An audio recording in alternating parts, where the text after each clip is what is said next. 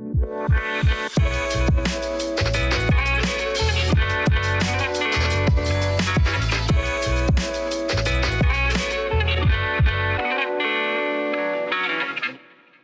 everybody, welcome to another new episode of Made Possible by Pop Culture, the podcast. I'm still your host and producer, Danielle Terciano, but I'm fighting a cold today, so please bear with me if I sound a little different. Anyway, today's guest on the podcast that dives into influential pop culture of the past and present is Jess H. Gutierrez, an author and former journalist whose first book, A Product of Genetics and Day Drinking, a Never Coming of Age Story, dropped in 2024. But now here comes the second one. Titled Adulting for Amateurs, Misadventures of a Geriatric Millennial, it's a perfect follow-up, but it's also an open and honest and funny memoir that hits right even if you haven't read the first book yet. And it's out today.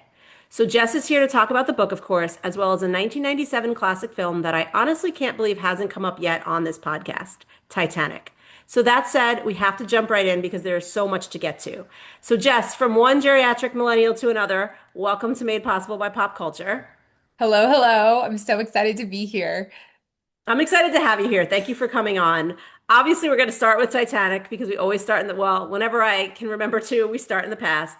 But it is one of those films that feels like it was so formative for people of a certain age, which is us. And it's true what I just said. Like, I can't believe this is the first time somebody wanted to talk about it. And you reference it very briefly in your new book. You, in the very beginning chapter, you mention the haunting sounds of the Titanic score. And that's not really a spoiler because it's kind of just like an offhanded mention in the book. But I would love to start with you with the question I ask everybody, which is, that first viewing of Titanic. Set the scene for us, where you were, who you were at the time, and what captured you immediately. I have to imagine it's more than just the music. Oh my gosh. Oh, so much more. Okay. And let me just say, I was so glad no one had already taken this, and I couldn't believe it either because it is such an iconic part of our history, our cinematic history, especially as millennials, elder millennials. It was such a formative part of like growing up and becoming and coming of age, if any of us really did that. So I'm so excited to be talking about it. Okay, so where I was, it was December of 1997 is when Hmm. Titanic came out in the big screen, right? James Cameron. It was a huge deal. I was in ninth grade and I was 15 years old. And when I think about it now, I think it was kind of a big movie for me to be 15 and watching it. But I'd watched Dirty Dancing when I was 7, so the rules were different back then. You could do all that. Yeah, So I don't think this one. I don't know. I almost feel like this one is an easier watch than Dirty Dancing when you're younger because it doesn't have an abortion story. You know what I mean? Like there's certain things right. that like I don't know how Yeah. your parents were. My parents were a little strict about certain themes. And so like maybe abortion when I was young was something they didn't want to talk about with me. But Titanic is a historical, sure, there's a love story, but like there's a historical element to it. And I feel like that's how a lot of people were able to see it young, Is it like, well, it's real, it's history. I'm gonna learn something. Yeah, absolutely. And that's kind of how I was. I had had a teacher when I was younger, like third, fourth, fifth grade. Uh, it was actually, I went to small school, so they were sisters. They were Mm. sisters. So I went to each sister every grade, and they were pretty obsessed with Titanic, the history of the Titanic. So I learned a lot about that in school. And 15 was the perfect age, I guess, for watching this movie because it was the love story, it was the history, it was Kate Winslet, Leo DiCaprio. Everyone was beautiful. The story was so captivating. So I remember it came out and I watched it just before Christmas. My mom took me, and from the beginning with the score, the music, oh, it was just pure, just everything. It made my heart do that thump thing that you like. I'm sure that is the whole goal of people who produce movies Mm. like this is just to tear you into it. And that's exactly what happened for me. So I was so excited to see it. So obviously the romantic part of this movie is what I think so many of us glommed onto. And I think a lot of that might have been because at that age, I think I was 13, 97. I think I was 13. Yeah. I feel like at that age, like it's a lot, that's what a lot of us are going through. Like first boyfriends, first kisses, first relationships, first girlfriends, whatever it may be. And so there's like this almost Romeo and Juliet-esque relationship, in my opinion, especially as I've gotten older watching this movie. Like, had Jack lived, I think resentment would have come. I don't think this would have been like we're gonna stay together forever, but it is this beautiful story of like these two kids who meet on the ship and they're both kind of lost in different ways and they fall in love with each other and it's intense emotions because of their age, because of their situation, and then of course because it's a tragic end. And then on the other side of the movie, there's like this horror movie aspect because it is this almost 2 hours of a ship sinking, right? And like it's not in real time because the real ship took almost 3 hours, but it is harrowing to watch. And I'm wondering how you thought of both of those pieces in those first viewings of the film, if you did see them separately at all. I've seen videos like TikTok videos of where they're like if Jack had lived and they're all just so horrible. They've got like 14 kids, they're fighting and I'm just like no, that just destroys all of that for me. But it's really funny because I think it's horrible, but I think a lot of us did romanticize the love story and it completely overtook the actual historical Mm. aspect of it. I was 15. I was as big of a dork as I could have been. I didn't have a lot of friends. I certainly, like, I was a very responsible, like, I took myself to the health department to get on birth control. Nobody wanted to have sex with me, but I was like that girl. Like, if someone was coming at me, I was ready for Yeah, it, that's And smart. You have to be ready. I I'm was. sorry. I don't think that's a bad thing at But all. I was, no, it wasn't. But I was like, no, I had no boyfriend. I had no prospects. I hadn't been kissed. And that story it was so big to me because that kind of set up what I thought love would look like. Like it Mm. was that tragic. It was that dramatic. I was 15 years old and full of hormones and drama myself. And it just like I feasted on it, and just seeing like how real it was. I don't think I realized it then. I don't know that I even thought about it, but I've looked it up since. And Rose was 17 Hmm. and Jack was 20 in the like that's what they were supposed to be portrayed as. Yep. And for me, they were so much more worldly and beautiful and all of the things that I aspired to be. Like that's what it looked like. And Jack, he was this poor guy that he like broke through the barriers and like she was like everything, so he made it happen. And I mean, I wanted that kind of a hero story too. It was just perfect. And Hmm. I wish that I could say that the historical part and the um all the rest of it like mattered as much to me, but it didn't. It's really funny No, it's because fair. when it came out on VHS, it came on two tapes. Remember? Yes. Like it was on two tapes. Yes. And you displayed it, right? It wasn't like a movie you put away. Like that was two tapes. It was gorgeous. It was meant to be gorgeous and it was out. And I wouldn't watch the second tape. I Oh no. wouldn't. It took me the longest time because like I mean I had seen it in the movie Right, right, theater of course. 37 times, but when I got the VHS copies, I didn't want to see that part of it because it really like made me look at that and Hmm. I didn't want to. I was in complete denial over the tragedy of it. But I think that like when you saw the band continuing to play and the elderly couple and the mom with their kids, I mean, you couldn't help but really even connect with those people. As vapid as I was and as involved with Jack and Rose as I was, Right. like as in love with that, it tugged at like a deeper part of you, which I think, you know, like that was obviously the intention to Hmm. invoke more than just the love story because it was real people. It was a real Right. And the They thing, said that, oh, go yeah, ahead. sorry.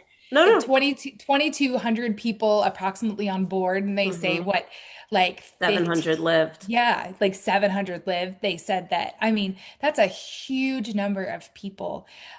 So that certainly, of course, I was wrapped up in the love story because I was so self-involved at that age. I like to act like I'm not still, but I was so like I put myself in that Yeah. that space, But but that's you what you're couldn't help. supposed to do, Yeah, right? yeah, Like you're supposed to absolutely. put yourself in the character's shoes of these great works of art that you love, and it's supposed to make you think like, I want what they have, or what would I do in that situation, or whatever the Yes. movie is doing. And honestly, that's why I'm glad you brought up those like small moments of seeing the people who were not Jack and Rose, who were not going to survive. Well, he didn't survive, spoiler alert for a 30-year-old movie, but Like I'm so sorry.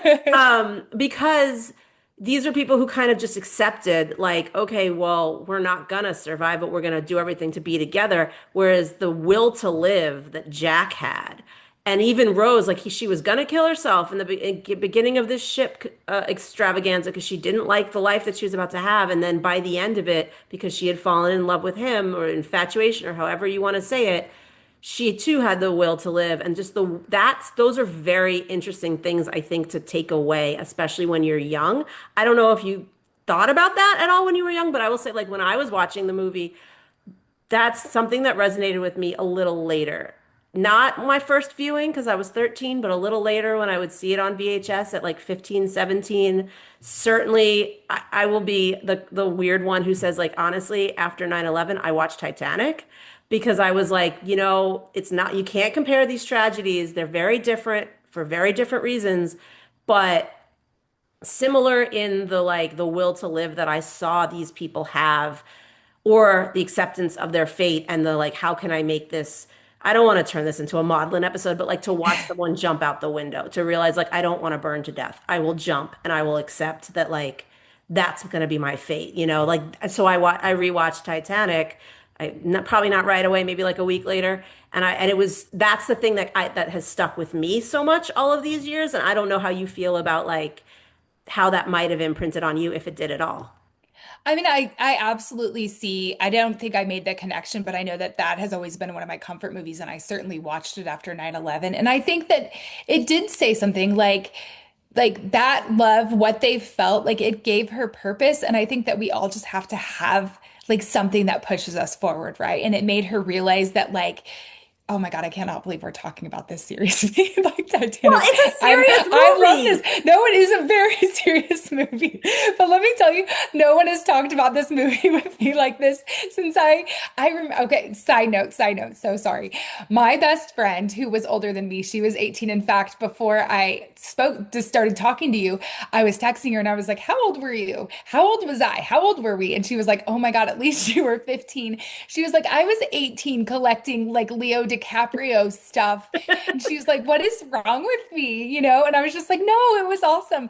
But I remember she lived a couple hours away, and she's my cousin. She was my best friend, my cousin, all the things. Mhm. And I remember when we got to see each other, like we ran up to her room and we collapsed on her bed and we were bawling. Like it was just a scene, like of all of our feelings. And can you believe it happened? And Jack, and like, I mean, we were pretty sure we were both in a relationship with him. I think Spoiler, everybody oh was. my You know God, what? we've just, That's what's crazy about and not just this movie, but also his career at that time, like having also played Romeo in Romeo and Juliet. oh my Like God. it was a collective. I don't want to say I don't want to say anything that sounds flippant, but it was like a collective feeling of that parasocial relationship of like you thought you understood who this person was by characters Yes. he played, which no. But also like that was kind of I think why they became so successful, these films, because you could attach that emotionally to them. To be able to take a film about like this grand historic tragedy that if you read about it in a textbook would be a couple of paragraphs and you'd be bored, and make it something that you're like weeping over and collecting merchandise and watching over and over and talking about 30 years later, like that to me is the magic of James Cameron, not Avatar, Titanic. Oh, absolutely. I know that I'm a lesbian. I've been gay forever, right? Shortly after Titanic, I realized all of this. But if Jack Dawson paddled up from the depths of the ocean today, I would leave my wife and my three kids. Oh no. Love them. I'm just kidding. I'm totally I kidding. know you're But it kidding, evoked but that much. I mean, I felt everything. And I do think like that's the effective thing James Cameron did for all of us. Like we did have to recognize the historical piece. We felt that love. Like I wanted to be Rose's best friend. I wanted to be I wanted to be her. I wanted, and like that is, I mean, you've done something. I remember like a few weeks ago, I was listening to some motivational stuff mhm. and it was James Cameron. I don't even remember what it was. And I called my wife and I was like, James Cameron just told me to quit my job. And she Oh was like, no. first off, who? And I was like, don't ever say who again. And she was like, oh, James Cameron. I was like, I don't know. He said you have to seize the day and you have to do the thing. And I was like, man, he's got, yeah.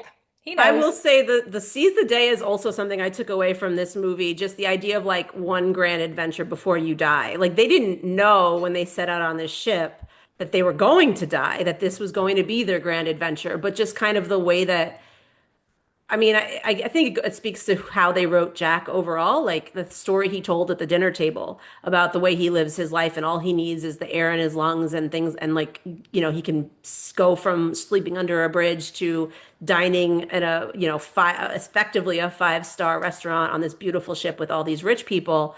To me, like that is a really important thing to take away, whether it's from this movie or not. So I'm glad that I don't know what you were listening to, but I'm glad he's still kind of getting that message out there. I feel like that's very important. I think it is too. And even the end of the movie where Rose is at the Carpathia at the end, and she's like huddled up, and Cal is looking for her, and she sees the diamond, or she sees the heart of the ocean in her pocket, and like she makes a decision right in that moment where like she can go live that life that her mom needs her to live, and she can be that person, or she can like grow a pair of her own, right? And like seize the day Yep. and become the person, whatever person it's going to be, she can go become that person. And for me, especially like as a young girl trying to figure out who I was like there, it made me feel possibility in a way that, I don't know if it was entirely intended that way, but it made me just see the world as such a big place with like choices, which feels really powerful, right? Yeah, obviously we have to talk about Cal. And I do want to couch this question kind of in the, the villain of the story is obviously the iceberg. Let's put that to bed. But I think a lot of times when we watch movies, and I'll speak for myself and say, like, as a 13-year-old watching Titanic, who had like spent my younger years growing up on Disney fairy tales, you kind of sometimes lose a little bit of the nuance when you're watching these things until you grow older and you get more life experience and whatever. And so I always saw like Cal is the villain. And I don't say that looking back on it now, he's not a villain. He was definitely a horrible person, treated Rose terribly, treated everybody terribly. And yet, I feel like it's so much more grayscale. Like, I think you can make an argument that a lot of other things are happening here where, I've heard arguments that like Rose is kind of a villain, not just because of the door, but because like she had the thing that Bill Paxton wanted and didn't let him have it, And I'm curious if you've had any of those thoughts through the years as to like the good and the bad of the moments and the things that these characters have done. How much does it matter if we're pointing a finger and kind of saying like this moment wasn't great? Are you the hero of the story after all? That's so hard because I think that for me, Cal was villainous, right? Obviously. Like he got in that boat, he Yeah. did the things, he took the kid. I just gross. But I think for me, and I think it's because of the age and because of my relationship with my mom at the time, I always thought of Rose's mom, Ruth, as much of a villain as Cal because she had forced her daughter into this position of feeling like she had to take care of her and Hmm. that their entire like future hinged on her making the right choice, which was not right for her. But it's kind of one of those things that, like you just said, you have to look like at looking at it through adult eyes. It's not okay. It's terrible, but then you can see like the desperation and like her trying to hold on to their life. And it's so different because it's not what I would choose for my kid or what I would do for my kid. But you know that she doesn't want them to be destitute. And you know that, I mean, it's so multifaceted. Whereas when I was 15, her Yeah. mom was a monster. Her mom didn't understand her. Her mom, and I still think most of those things, but like it's weird to have different layers, watching it as an adult. I always think there's going to be a day I have a 10-year-old daughter, and I think there will be a day in the future when she's like, I'm sick. And, 15, Yeah. 16, and I'm going to be like, I get to roll out this movie. Oh She's no. finally of age where I get to bring out this movie. Like there's a moment I think about this way more than is healthy. And I think like what will her take away on the villains? Yeah. Like What will she think about Ruth's mom? What will she, or Rose's mom? What will she think about Cal? Like, will she be in love with Jack like I was? It's so interesting because, like, I feel like from whatever your vantage is watching it, Hmm. like the villain probably looks different, Yeah, oh, you know? absolutely. But I mean, I also, and I'm just going to say this for myself, I do kind of think Bill Paxton was the villain because, Ooh, first of all, even if he finds it, it does not belong to him. And I know they very briefly mention that at the beginning when he's on the news. They're like the ethics involved, but they never like go into it. But also, I will never. He brings this woman who is a survivor of the Titanic onto a boat to recount her story. They could have had that conversation in a hotel room, but they're having this. She's on. I just, to this day, I'm like, how is that not re-traumatizing? oh Yes, my it's God. 90 years later or whatever, 80 years later, and it's certainly a better production value, for the audience, but like, what? Oh my God, you're right. Bill Paxton sucks. Okay, And I I don't want to know be that clear, I the character, I forgot his real name for a second. But yes, real Bill Paxton does not suck. no, but the But no, character. you just like ripped my heart. No, I'm not prepared to deal with these feelings this morning. I mean, listen, the movie was made at a time when we didn't talk about things like, triggering somebody, and we Yeah. didn't really know a lot about PTSD the way that we know it now. But I think about that now watching that movie of like, why is this woman on a boat? And like certainly at the end, she's taking it back into her own hands by throwing the heart into the ocean. I think that's why a lot of people say she's a villain, but that and the door. But I'm like, but still, I feel like if I were her, I mean, like, I guess that's how she got her revenge. It's like you put me on a boat, I'm throwing away your, $1 billion prize or whatever. Y- You are so right, and I have so many new feelings to sort through. Yes. Yes. Yeah, that's terrible. Why didn't I have the emotional maturity at 43 to have considered any of that? Yeah, you're right there. He is yes. Yeah. Yes, I agree. I do. I mean, we have to talk about the door because I know, like, scientifically, James Cameron kind of put that to bed by saying, like, it could technically fit, but their weight would have sunk it. How did you feel I mean, obviously bawling, but like the first time you watched this movie, was it too much to say like, oh my God, this character that I'm in love with, that Rose is in love with, is gone? Or were you able to kind of see, I guess, how he sacrificed for her and how, like, in a way, it's terrible, sure, because he's dead, but at the same time, like, it's a nice moment because he loved her so much. He put her first. And I then want to just also follow this up with like, or were you thinking more about how there's so many stories and, the way we analyze characters who have to die to further someone else's story? Did you think it was like that? Did you think it was like, oh, of course Jack has to go because Rose has to grow into the person he knew she could be?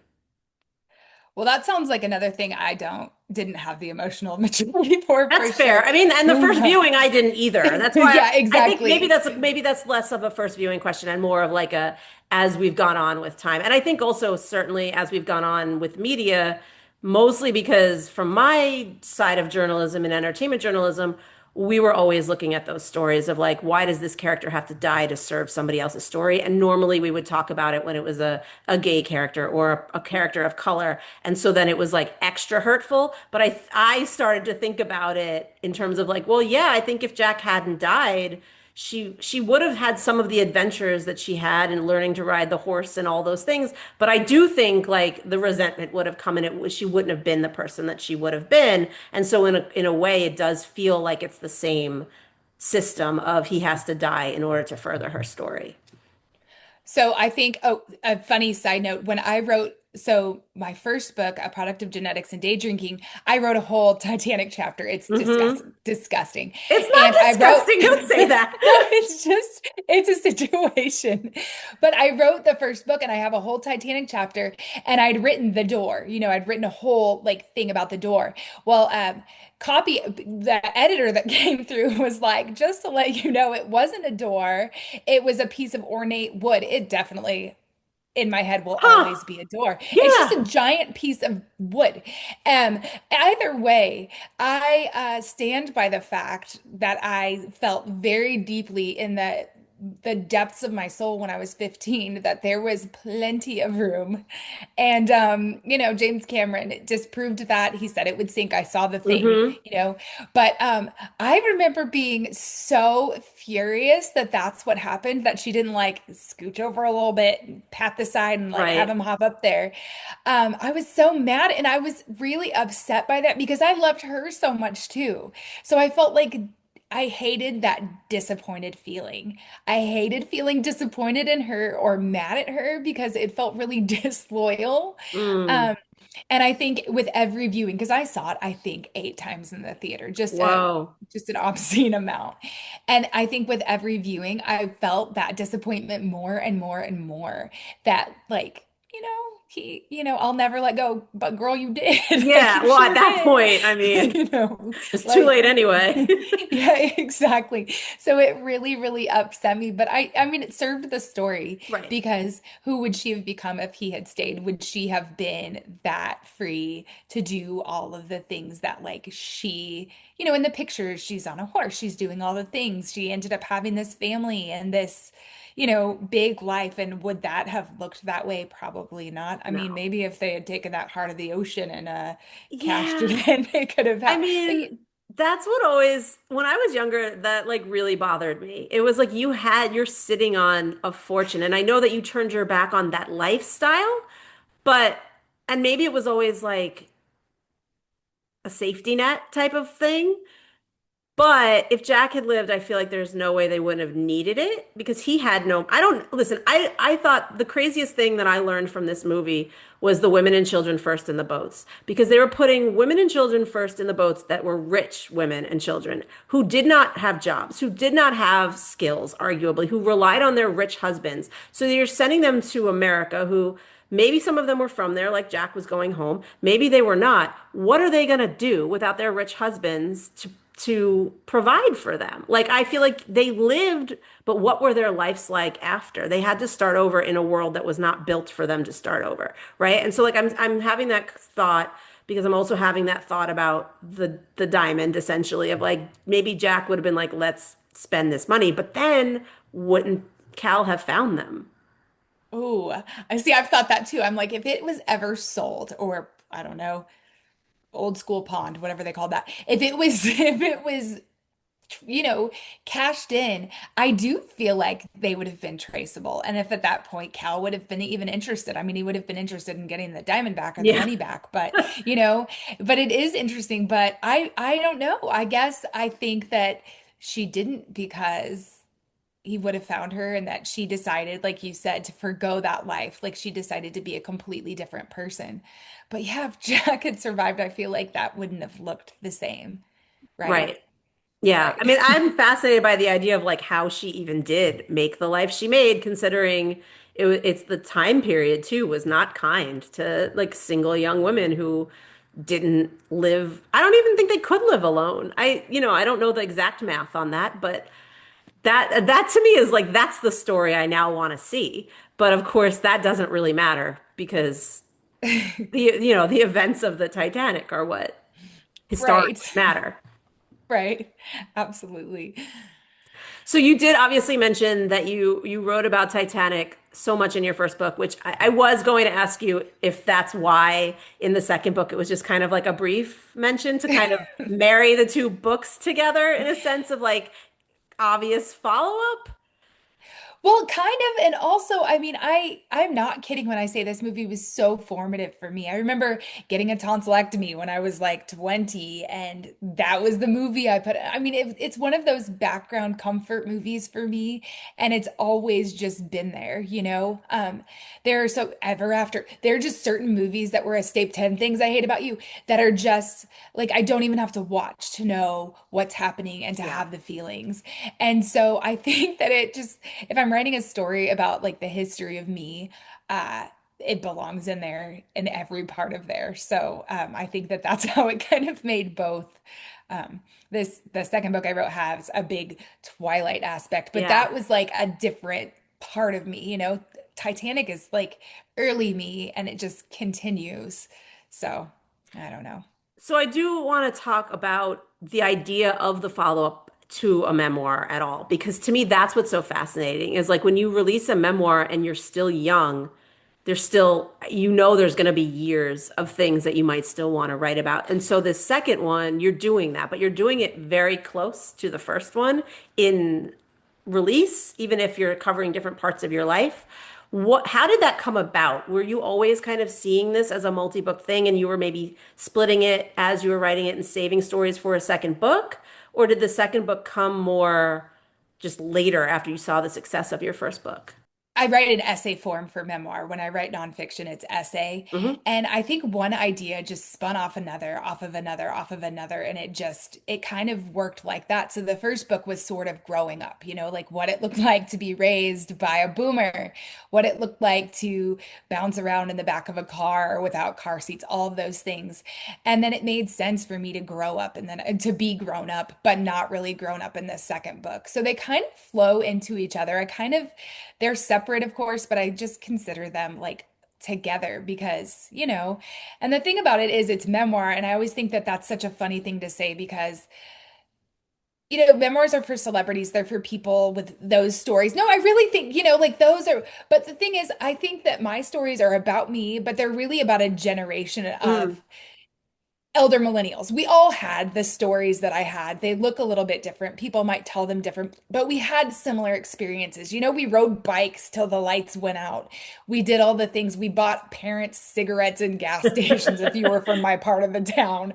You know what I mean? We did those things. And then the second book, this Adulting for Amateurs book that's coming out, it's kind of like what it looks for me to becoming a parent and becoming an Hmm. adult. And I feel like even though my stories are very specific to me and tailored to like my exact stories, we all wore club shirts, right? Like we all did the things. We all, kind of growing up in the same time and becoming adults in the same time period gave us some personality quirks and sameness that I love. That's kind of how we're all married to each other and like part of this community of elder millennials and people that share that experience. So kind of all flowed together, I guess. That makes sense. I think also like being able to set the scene in this new book with like the kind of millennial that is writing this book was especially helpful for people who maybe didn't have these experiences. I mean, because even you and I are very similar in age, but I didn't live in a part of the world where I grew up in a city, so I didn't ride my bikes until the lights went off. I didn't go to the store to buy my parents cigarettes, but like you still knew that was very commonly happening. But it sets it up in a nice way that kind of says like, hey, these are my experiences, but also like, as you said, like it's a lot of us were doing a version of this. And so it kind of really lets you in right away, like to your world, but to that world in general, which reading it felt like such a throwback in a way that made me feel kind of old, not in a bad way, but just in a way of like, oh yeah, like you don't realize how much has changed or how much you've lost sometimes until you go back. Like you have a chapter that I really found very funny about going to a garage sale and buying all of this like lycra workout, it's like some woman's workout stuff. And how like, okay, you thought it was cool, it's like the colors and the whatever, but then there's the idea of like, that's someone's old clothing. Did you wash that first? Like that kind of like attitude. And that to me felt very specific to the time. I'm sure I know it was specific to you, but also to the time. And so I'm curious when you're selecting like what stories you're putting in a book like what comes first? Like this is an interesting story about me, or this is an interesting story that does explain the time. I think for me, it's the time. I think that that's what makes it funny, just like how different it was. I think that that story about going to the garage sale and buying someone's like cast off Richard Simmons outfits. I just think it just gives you a picture of what it kind of looked like for us because it was different. And like you said, we didn't all have the same experiences, but I think that the whole point and what I'm always trying to like come back to is like if you are messy, if you're in a messy adult, kind of most of us are. And like, this is my origin story and why I'm messy, but it also is why I have the personality I have and why I can be funny and why I can laugh and like why I'm raising my kids the way that I am. It's just like, we all have a story and this is specifically mine, but it's okay if you haven't figured anything out because I think we all think there's a point where it's like, this is the day that I became an adult and it looked like this. But I'm an adult talking about Titanic characters right now, like they're real people that like, I just think that like you never have to have that moment. And that maybe we're always trying to, I mean, surely by 43 you're a grown up, right? But sometimes it really doesn't feel like I've figured anything out. That's the thing, like, I don't know that you can really define that term anymore. Because I think when I was growing up, I kept, like, to me, turning 18 was you're grown up because you can vote and you can move out of the house. And that's all I wanted.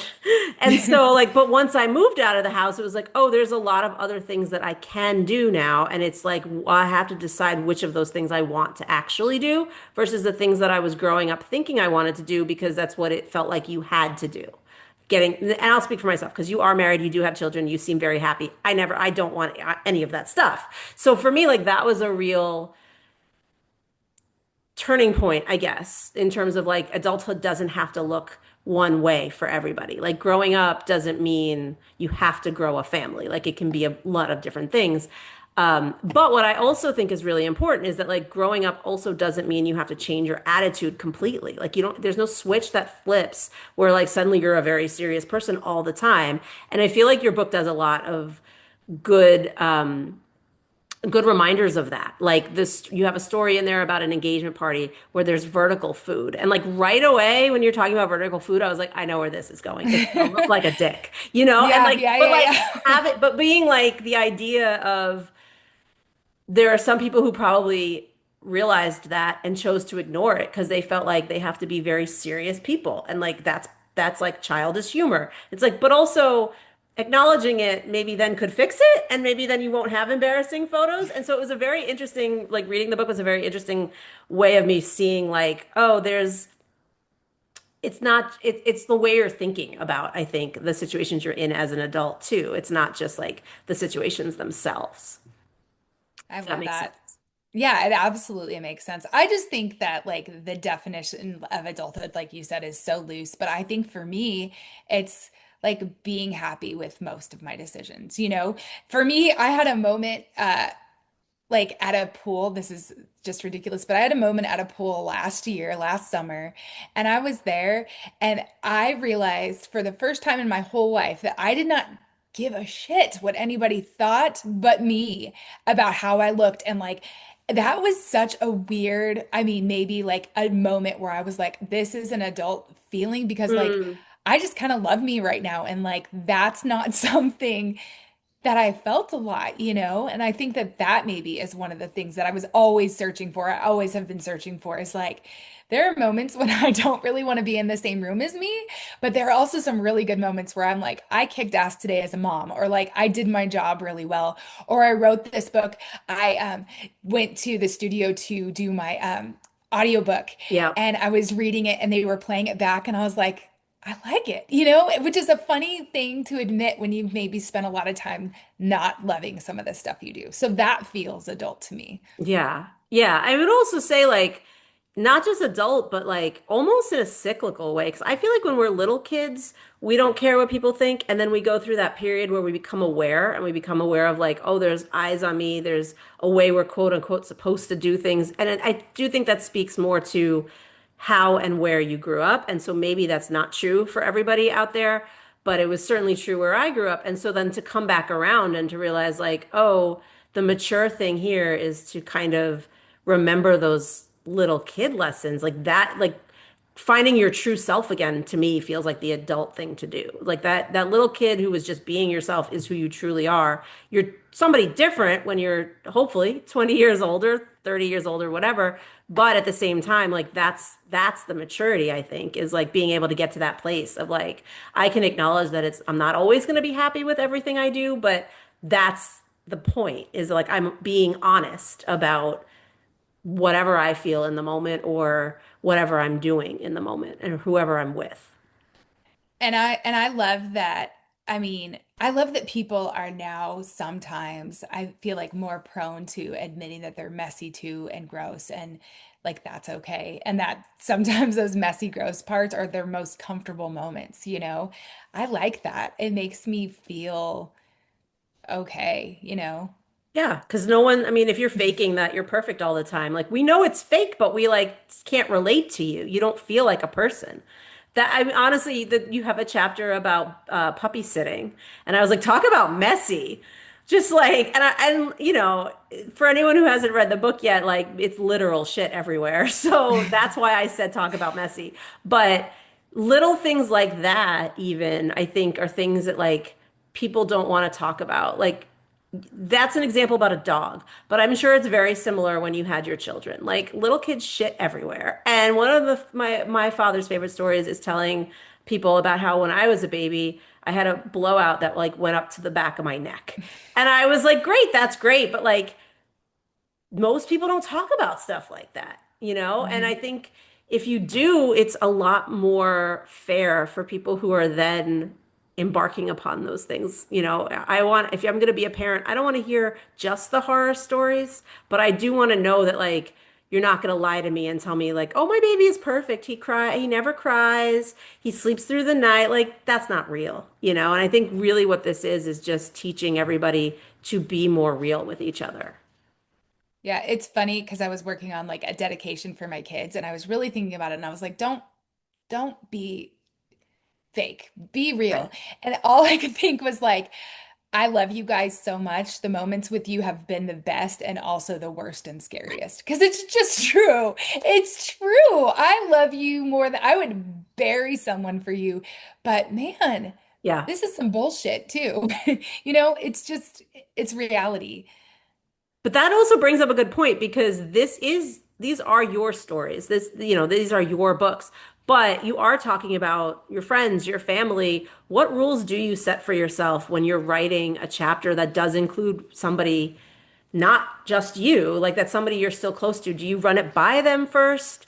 Do you tweak things because you don't know if they'll, understand the reality of the messiness? Like, do you change the way you write about other people versus the way you write about yourself? Oh yeah, absolutely. I'm very happy making myself the joke and I prefer to be the villain in all my stories. Just an idiot, you know, like this is what I did. I let a dog shit all over the house Okay, because but I I'm just want to say that none of this was villainous. This is not a book where we're going to find out you like murdered no, somebody or, no. hit somebody with your car. Like it's. Not a villain, but everything is my fault. Like the dog craps all over the house because I let him out, because I was drunk, because of these eight things. If I'm talking about family, it's usually the story of me around that family member. And I'm really careful about my wife and kids because um, my wife is a very private person, and which is unfortunate for her in this situation, let me tell you.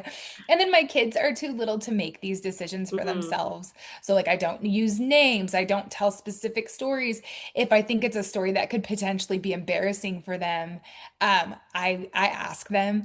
And then everyone else I write stories about, they either look so different that like they'd have to be like, "Is this me?" And I'd be like, "I can't really tell you that." Mm. Like friends, there have been a couple friends that they're like, "Hey," and I'm like, "Well, I don't know, is it?" You know, because but I write it in a way that like is very protective of them, and they look so different that even when they know, sometimes they're like, is it?" Well, you know, because Yeah. it's these are my stories, and I want to be protective of the people that I love so that I can keep writing them and I have was just gonna friends and say that. I was like, family. I was wondering how it might change over time too. Like as your kids grow up, I can't imagine they would want you to tell their messy stories, but at the same time, maybe? I mean, I don't know. Do you feel like as things go on, I don't want to like give you the pressure of like, are you working on a third one? But do you feel like as time goes on, you will play around a little bit with that just to test the waters, just to see like how they respond and then how the world responds? So I have worked on another one, but they're still young in it. And I think that like writing about a 6-year-old is a lot different than writing about a 13-year-old Yeah. girl, you know? So I do think that I be just to preserve their privacy because I'm not private. Like I will talk about anything. There's a content like a part in this book where I talk about like my wife finding a contact on my nipple. I give no shits, Hmm. but my kids do and I want to give them that choice. So I think that I will have to learn how to like be different. Hmm. I was really afraid to write these books to start with because my mom doesn't always come off looking completely like Mm. she has it together because she didn't and she doesn't and that's okay.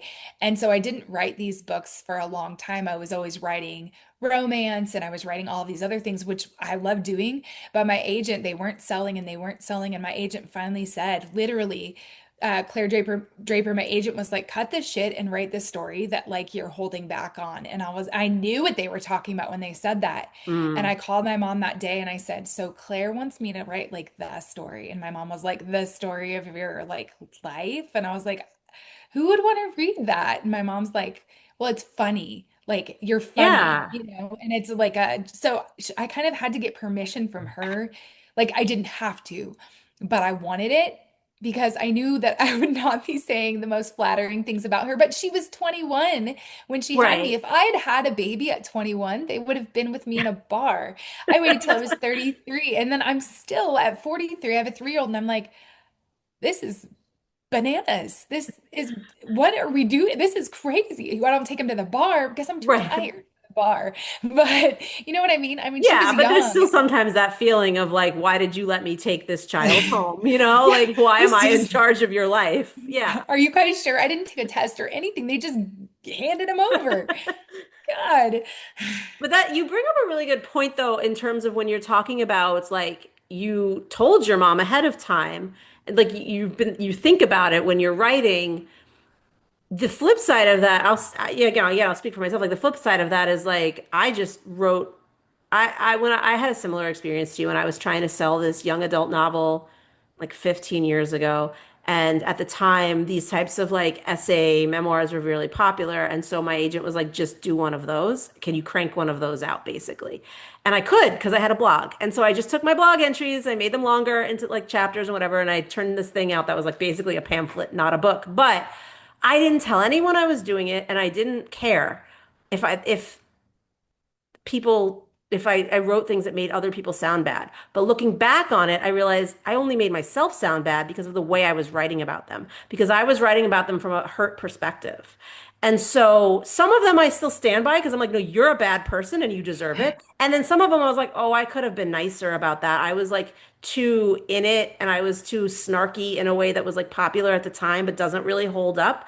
And so I do think there's value in like what you're doing sounds very adult. Like talking to these people and like worrying about not maybe not worrying, I don't want to put words in your mouth, but considering these things, I feel like that's what makes it a stronger piece overall because it's like it's your perspective, but it's your perspective with time and with grace and with like honesty that is not bias, if that makes sense.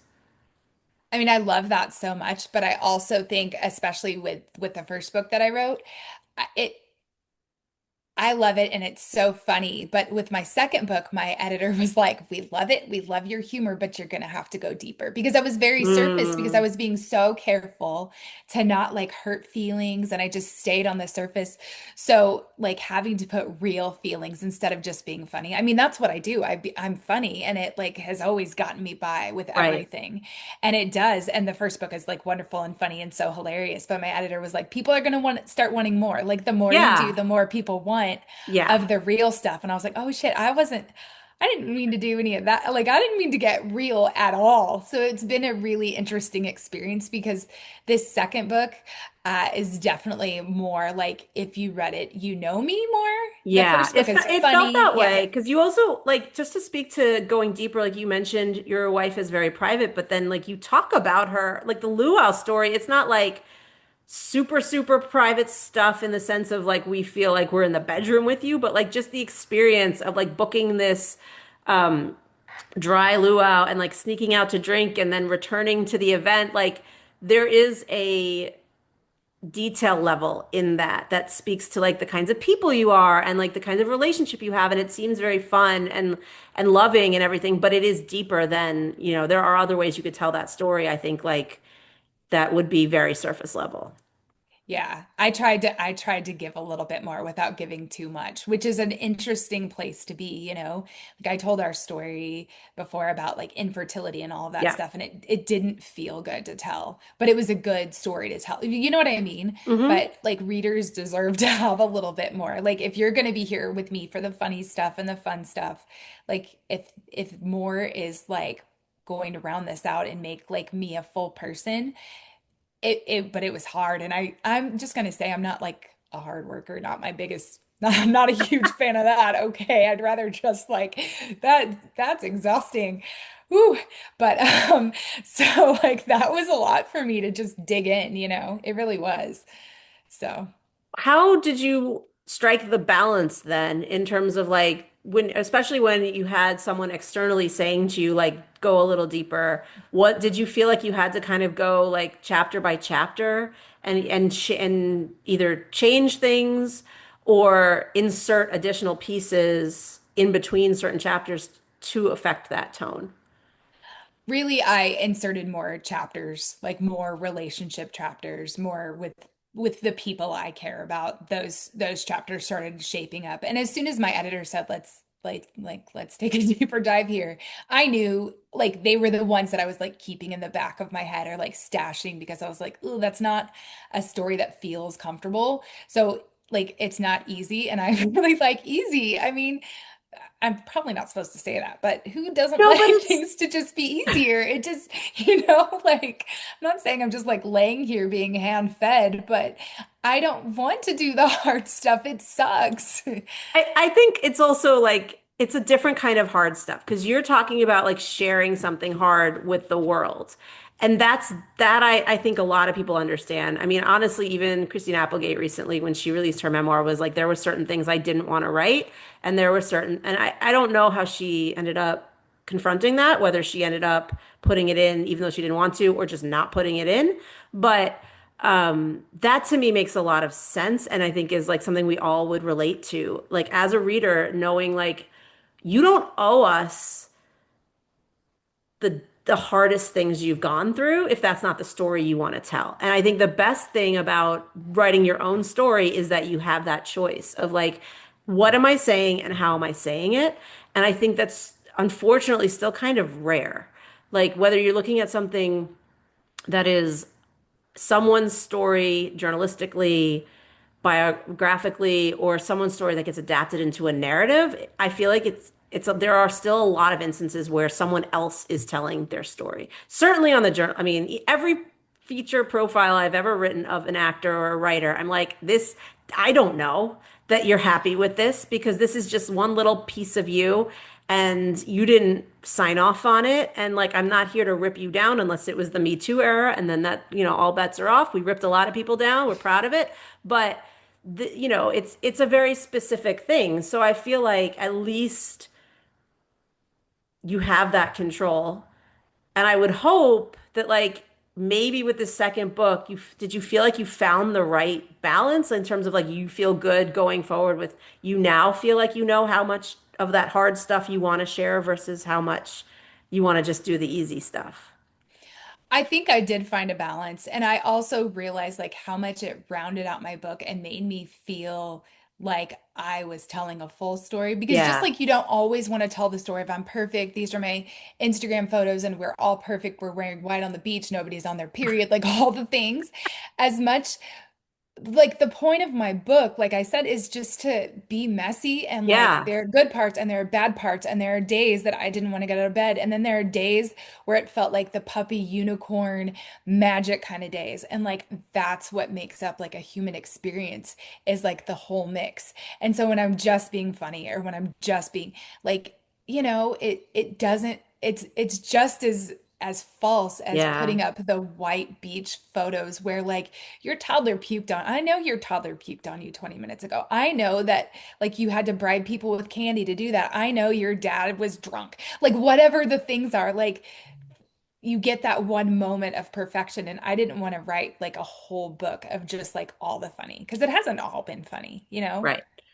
That leads me to a question maybe I should have asked at the start of this is what is the nugget you need to have in any story, any chapter that makes it worth putting in a book? Is there one thing that you feel like is something that consistently you're looking for, whether it's a theme or a character trait that you experience in that story or anything? I think that one thing I learned is about memoir is like, is it a story that you should share or should this be a journal entry, right? Should this be like Okay. something like you bitch to your best friend about, or like, is this something of interest to other people? And I think that like, if you let your brain go down that rabbit hole, it can get real weird because you don't really know. But for me, I think that every story even though we have different experiences and we grew up different, like just relatability. And I think that it all, like, if you could see yourself in any part of it, like other people could Hmm. see themselves in any part of it, then it's a story worth sharing and not just one for me, if that makes any sense. Like, Yeah. again, like, these are my stories. I'm the elder millennial, like, of these stories, but I wanted it to be like, this is what the world kind of looked like when we were growing up. And this is like, these are my experiences from it. And like, do you remember? It's like my manifesto of like one time at band camp stories. Like that's Yes. all they are, you know? So So what is that? I mean, I don't want to like put you on the spot about a third book that isn't out in the world yet, but like what does that look like going forward if you're still looking at the world and you in the world? Is it less reflective on years past and just like how we move through the world with those experiences today? Or do you feel like you still have some younger you stories you want to get out there? I mean, I think I could write a million more books of essays about being younger. And I think the truth of it is I think we all have stories like these, and I think it's perspective and the way you look at it. I could go to the store right now and probably like have a funny experience with a cashier that I could turn into 2,000 words because of the way I think about it, you know, like Mm. the way that it makes me laugh inside, like the way that I mean, I always say like my brothers and I had the same experiences growing up, but I wrote 2,000 word essays about them Well, because like you're I a and they writer. yeah, I'm a writer, but like That's they the would thing. Not tell, everyone can do that. but they would tell the story and it would have all the same parts, right? It would have like this is the beginning, middle, and end.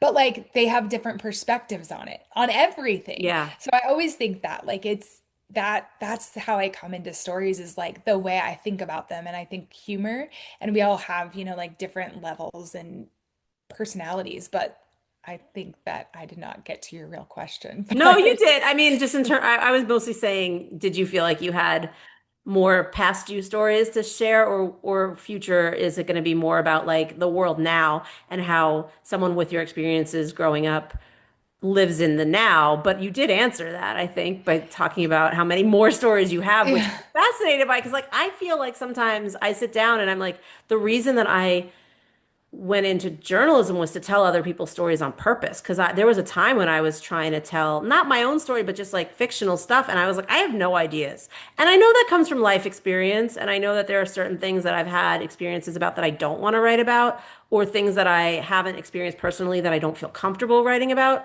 And so I just got to a point where I was like, this, I don't think I'd be successful doing this. Let me tell someone else's story, which, as I said earlier, can sometimes be a problem. So it's really interesting to hear someone who like doesn't suffer from that problem. I the very core, the basic foundation of what I'm made of is just gossip, and that might just be even gossip about me. Like I always read these and I'm like, I'm just talking shit about like me for like hundreds of pages. It's so funny. Like I know all these writers who like will go to a bookstore and like or like you know, coffee shop and write. Like, no, I can't do that because I want to know your business. I want to know your business. Oh. I want to know whose brother slept with who. Like I am just like that. I'm just a nosy. The new word for what Karen is Jessica. Like that is me. I don't want, you know what I I mean? mean, don't phrase it like that because you're not using it for No, bad. no, But I'm not using it for bad. But I'm just like, I like to be in the business. I like Yeah. to know. And so like these books are my gossip, I think, like my little, you know. But I do think to answer your question is if my third another book, another nonfiction piece that I would write would be me moving forward through the world because we are, elder millennials, we are moving through at this age and like experiencing all of the things. And there are a lot of things that we're experiencing that are hard Yeah. and messy and ugly. And like the way I think about them and the way, because I'm a mom, there's a lot of mom stuff in that and like what that looks like and the great moments and the horrible moments and the like moments that make me realize I don't know what I'm doing and the other moments where I'm like, I absolutely kick ass at this, like Yeah. that's what it would look like. Yeah. That sounds good. All right, so I always leave people with where to find the things that we discussed, and I always like to leave it to the author to tell people who are listening or watching, where do you want them to get your books? Is there a particular place, outlet, public store, whatever, that is better for you for any reason? Please feel free to plug it. I love an independent bookstore. I have learned through writing and being an author that indie bookstores are absolutely the fuel of this little world, and authors, and they love us so well, and they deserve all the love back. I like, my locals are Underbrush Books, Two Friends Books in Bentonville, the other one's in Rogers, Arkansas. Just the little guys, like we need to help the little guys as much as we can. So wherever you would normally go to buy books, that's where I would love for people to find books. The audiobook, I think is fun because it's in my voice. So it Hmm. sounds like gossip. So that's especially fun. It's like being talked at by your best Hmm. friend. I hope that's what it sounds like at least. Nice. Okay, and of course we talked about Titanic. That is streaming on Paramount Plus and Stars. So thank you, Jess, for coming on Made Possible by Pop Culture, and thank you all for listening to it and or watching it. And stick around because our books discussions continue next week with another author who I'm not going to spoil for you ahead of time.